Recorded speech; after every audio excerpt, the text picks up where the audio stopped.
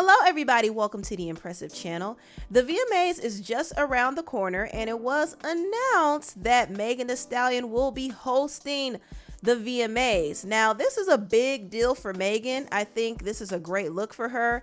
However, there is some sketchiness involved with this situation. Apparently Roc Nation pulled some strings to get Megan to host this year's show as a way to compete with Nicki Minaj, allegedly. Now, before I get into this topic, I first want to thank Lumi for sponsoring this video. Is the strength of your deodorant holding up to this blazing summer heat? If not, I'm about to turn you on to the only deodorant you'll ever need. It is Lumi Whole Body Deodorant, and it is OBGYN formulated for all the places that tend to get sticky when the weather warms up, like your pits, privates, and feet. It is so effective, you guys. With one application in the morning, Lumi is clinically proven to block odor all day long. In fact, Lumi provides up to 72 hours of odor control. Since I've been trying Lumi, I could tell you this stuff is amazing. I'm really impressed by the wonderful fragrances they offer, and they leave you smelling fresh all day long.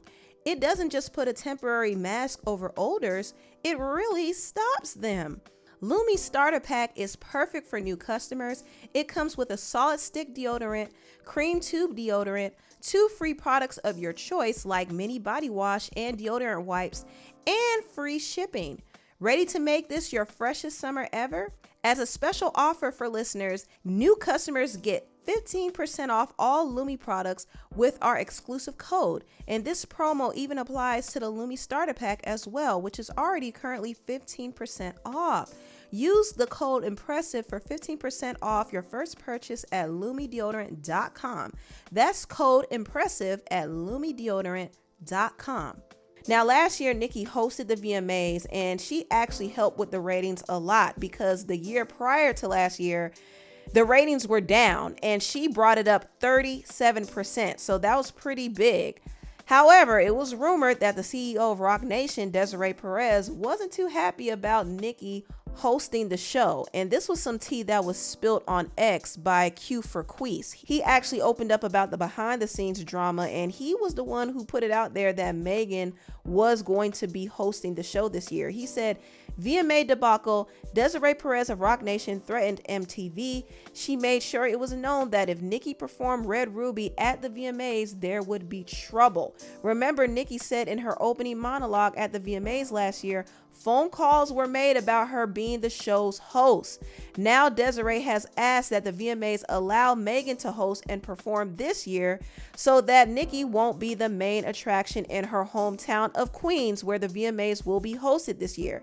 Beyonce is being used as leverage. Desiree has the power to make sure Beyonce doesn't show up if the demands for Megan are not met.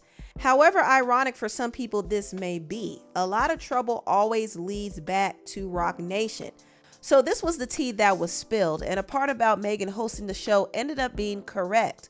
But it does further show you that Nicki has some real issues with Roc Nation, particularly the CEO Desiree, because Desiree has been using Megan as a pawn to get under Nicki's skin. So this is really where Nicki's beef with Megan stems from.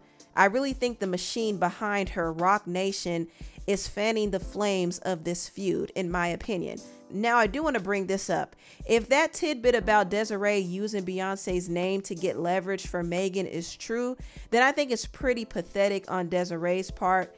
We don't even know if Beyonce is going to show up at the VMAs at all, but they love to dangle her name out there like a carrot and say, if you don't do this, Beyonce's not showing up. It's getting really ridiculous, and it's honestly disrespectful to Beyonce, because does she not have any say or control in what she does or what she doesn't do? Why do they have to use her name and likeness to make demands and force her to make appearances at these shows that she doesn't want to be at? Every year she's being dragged to the Grammys because of her husband Jay-Z. We know she don't want to be there, but she's being dragged there for ratings. And this is another rant, but I was really upset to hear fake reports that Beyonce was supposed to perform at the last night of the convention for Kamala Harris. Come to find out, this whole story was fake. Beyonce's rep had to come out and tell the Hollywood Reporter that she was never scheduled to attend, let alone perform. So This whole story was fake, but see, they were using her name to bait people into watching the full event. That's really what it was. I don't feel like this story was just planted by TMZ, because I saw several outlets reporting this prior to TMZ reporting it. And I feel like they were fed some information by the DNC. I'm just going to keep it real. They planted this story to get people to believe that Beyonce was going to perform because they wanted more ratings. That's it. That's all. I don't care. Now it's being alleged that Desiree Perez is trying to use Beyonce's name and likeness to snag opportunities for Megan and to trick the VMAs into thinking that Beyonce is going to show up.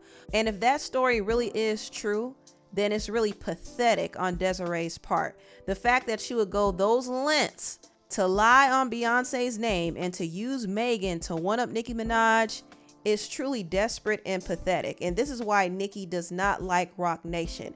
I see exactly what they're doing now, and I can't rock with it. And I think it's really annoying that they keep using Beyonce. I think Beyonce is tired of being used. She's been used her whole career, her whole life. Even her husband is using her to promote his ventures and to promote his artists. I mean, she's tired, I think. I think she's tired and she just wants to be left alone. Now, I want to move on and talk a little bit about J-Lo. Now, this past week, it was big news that J-Lo filed for divorce from her husband of 2 years, Ben Affleck. It was no surprise that this divorce was coming because for months there have been rumors that the two were just not in a good place at all. I mean, this marriage was destined to fall apart because unfortunately, Jennifer can't keep a man. She can't keep a man. I mean, I will give her credit that she is persistent. You know, she doesn't give up on love, just like she doesn't give up on her singing career. So it doesn't matter how many times she fails, she's going to continue to try and try and try again. But her relationship with Ben should have never happened because Ben is an alcoholic, okay? He's an alcoholic, and Jennifer is obsessed with fame and the paparazzi. Ben hated the paparazzi, and Jennifer didn't like the fact that he was drinking too much alcohol. So these two should have never gotten together at all. But they got together because they wanted to relive the romance they had 20 years ago. Now, J-Lo and Ben first started dating each other in 2002 when they met on the movie Geely.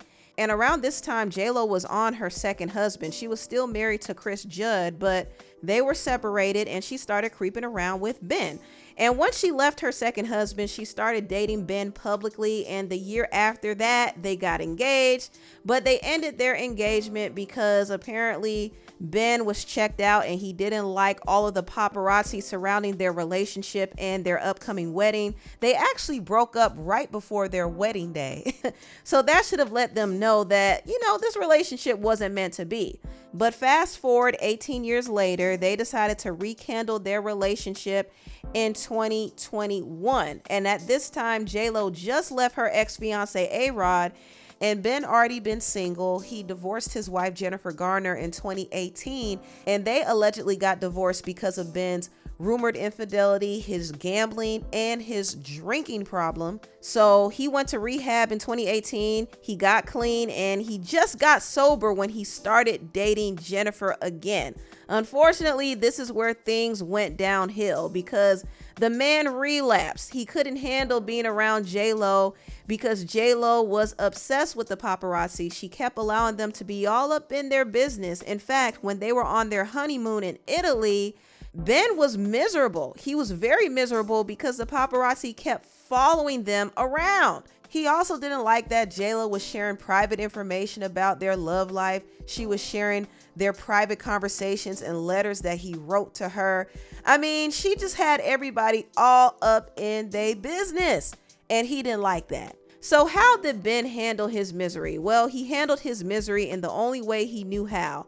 He allegedly started drinking again. There were rumors that his friends and family were very concerned that he might have relapsed. Now, one thing I found interesting about this story is they were officially separated in April 26th of this year. So they've been separated for months. Now, we already knew that their relationship was on the rocks. In fact, throughout the whole summer, there were rumors that they were going to get a divorce because they moved out of their home together and started living separately. So we knew that a divorce was coming, but we didn't know that they actually separated back in April. Now, it was rumored, I don't know if these rumors are true, but it was rumored by Suge Knight of all people that J-Lo and Ben's separation was triggered by the whole Diddy situation.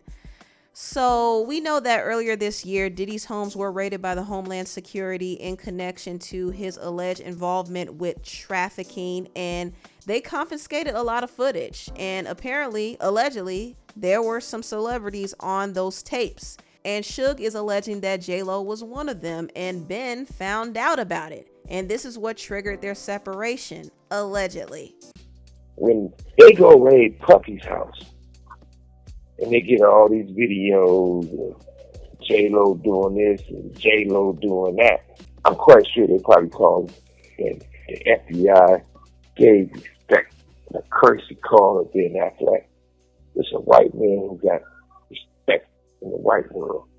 I'm quite sure they said, we want to show you some things. This is about your wife. When he sees this shit that her and Puffy was doing and who they were doing it with, I'm quite sure they gave his ass those tapes.